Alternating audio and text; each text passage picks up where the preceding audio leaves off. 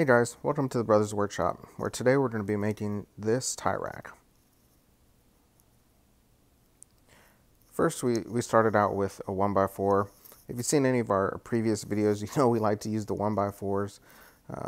They're pretty easy to get straight, and we can get them readily at Home Depot right down the street, and they're relatively inexpensive.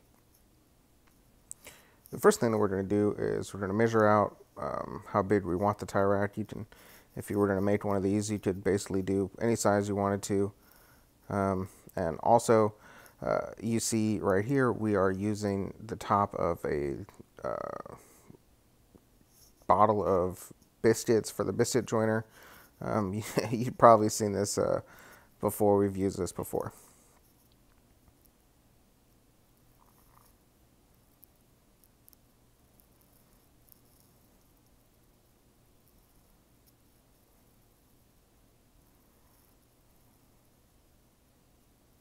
As you can tell, we're doing this video slightly different. I wanted to do more of a narrative video to see how it went.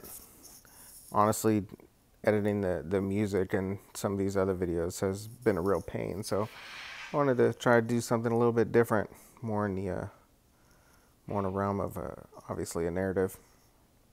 As you see now, once we got everything marked off, we're gonna go ahead and cut it all out with the jigsaw. I debated using the coping saw to do this because, well, I like using hand tools a little bit more than power tools. But I had some time constraints, and I needed to get this done relatively quickly. This entire project, from start to finish, probably took about an hour, maybe an hour and a half if you add in the stain.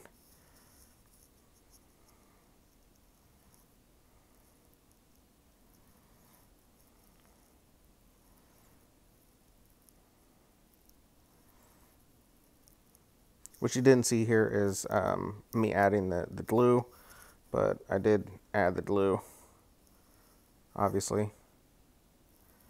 And then the obligatory adding of 150,000 clamps at all possible, just because.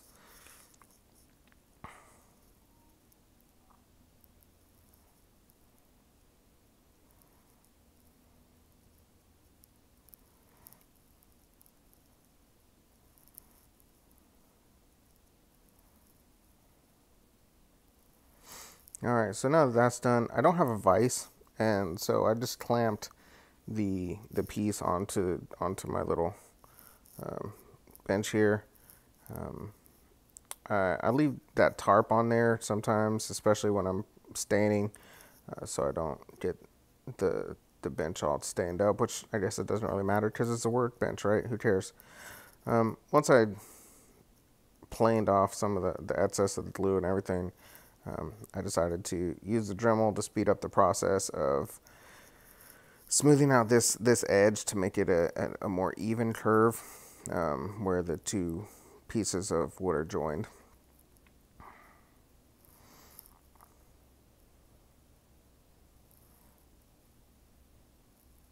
Also, interestingly enough, that plane I got from my stepdad. Gave it to me. My grandpa actually gave it to him after he passed away, and so he gave this plane. He actually gave me 3 planes not too long ago, and I absolutely love them. I still got to clean them up a little bit more though, but other than that, I mean, they work great.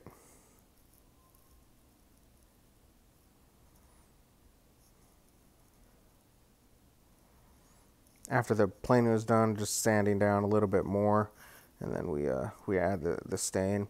I'm actually working on 2 different projects here. As you can see, I got another piece clamped to the side of the bench that I'm going to stain the edge of, as you can see there. I was working on an armoire, a closet armoire for a friend of mine at work.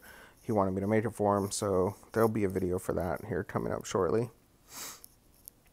So once the stain is dry, I marked out general area of where I wanted the heads to go. Now The problem with this one here is that as I was marking these out, I looked and I noticed that they were way too close together. So I kind of made a little bit of a adjustments on the fly and put the dowel holes there. Now I will say this: if anybody knows how to, because I got some tear out, so if anybody knows how to clean up that tear out without enlarging the holes, because then the dowels won't sit in there properly. So if anybody knows how to do that, I would love to hear what your suggestions are in the comments. So again, we're just adding the glue, and we cut out the dowels. You just saw us cut out the dowels. So added glue, getting this dowel seated in there with my trusty mallet.